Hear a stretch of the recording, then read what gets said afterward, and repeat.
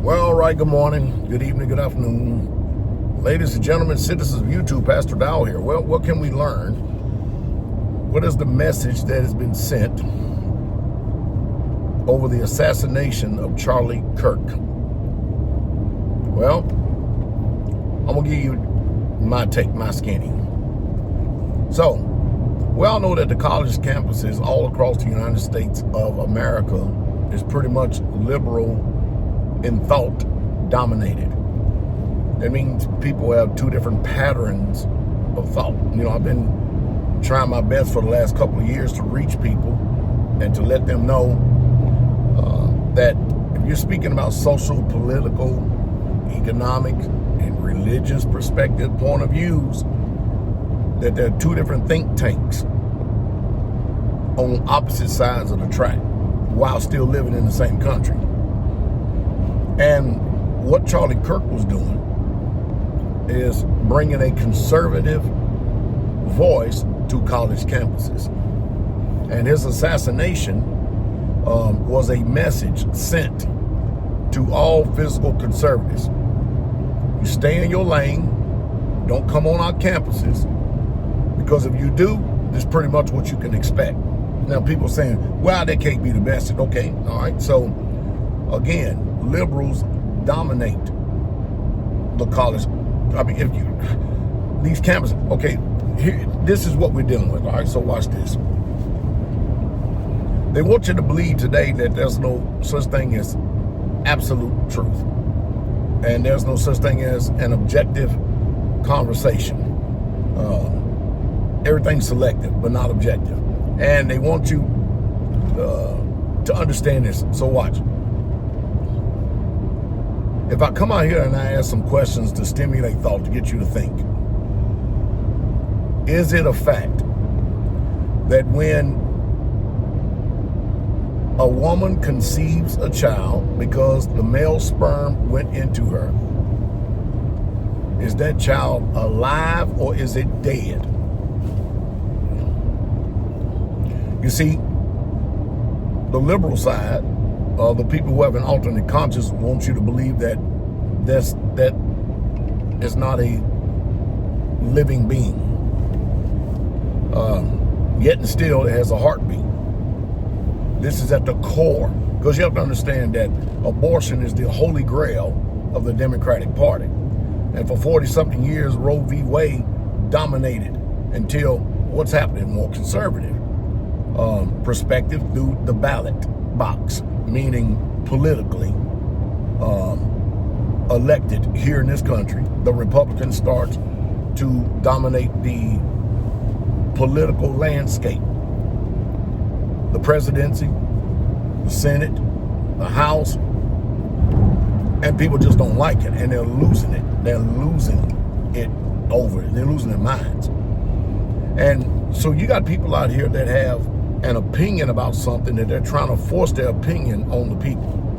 All right, let me give you another example. You got people say, well, I don't like this. It's my way or it's the highway.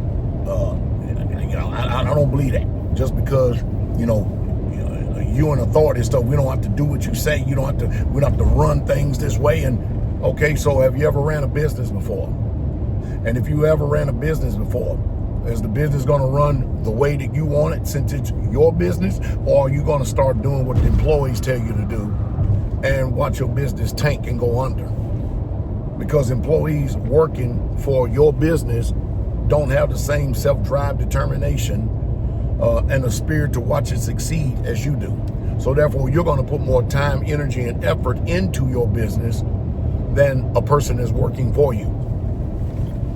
See what I mean? So you can't have that perspective that we have this consensus when you started the business, but then as soon as it come time for a vote or there's something that needs changed, then all of a sudden you decide you're going to go and you're going to talk to every employee and then ask them, is it okay if you make changes in your business? That's spiritual retardation. That's what it is. No, it's your business for a reason, because you're the one that started the business. So you can't be flip-flopping on thoughts. and different ways to operate. If it's your business, the business is going to run the way that you want it to run. You set the policy.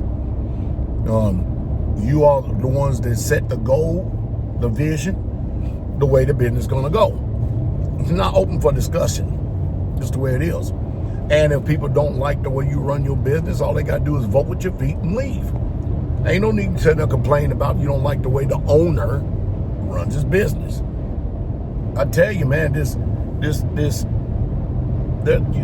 something wrong. And I keep telling you, it's the food. It's the genetically modified, genetically engineered foods that is the problem in this country right here. People have been modified and compromised on a grand scale. And I just heard a minute ago that if you are a man and you decided that within the next few seconds you are a woman, nobody can tell you that you're not a woman.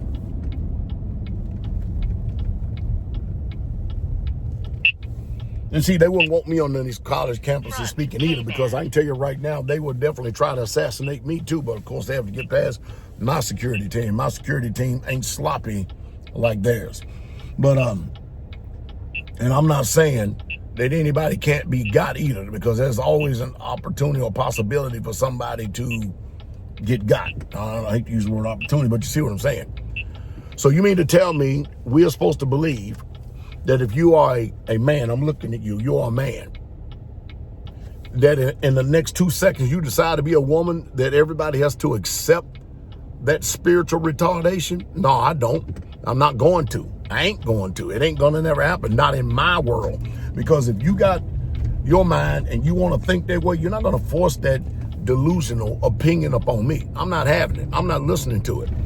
Now, if you want to think that way, you go over there with your crowd of misfits and all these people who don't have any, in my personal opinion, any idea what truth is. Go ahead and live the way you want to live, but you ain't teaching me, and you definitely ain't teaching my children or anybody else has any influence that I have influence on, that stupid perspective is the right way.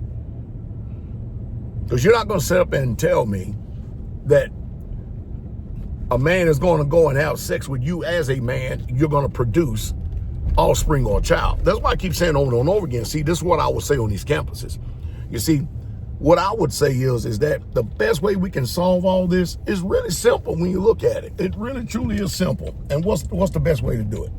The best way to do it is you take all the lesbians, you take all the homosexuals, and you put every single one of them in their own state, in their own island. Don't let them cross borders. And let's just see how long their kind of thinking and their kind of people is going to last. Because I don't think they're going to last long at all. Now, that's just me. I don't think they're going to last long at all. What sayeth you? So, Charlie Kirk basically lost his life because of his personal opinion, his opinion of the way that he believes things are. And a lot of us agree with those sentiments. But you're going on these liberal campuses, out of which, listen, they're not having nobody coming and interfering with their life and their ideology. And you listen to some of the way these people talk. The reason why the conservatives need to get out there on these college campuses is because in the next 20 or 30, 40 years, these people are going to be running the country, running businesses, running corporations. Are we sure that we want them kind of people out in front? I mean, because by that time, we're going to be gone, but are we sure we want that for our children? See, that's the reason why I advocate buying your own land, living on your own land, and minding your own business, and being heavily armed to be able to protect that which is yours, even if you have to do it to the death.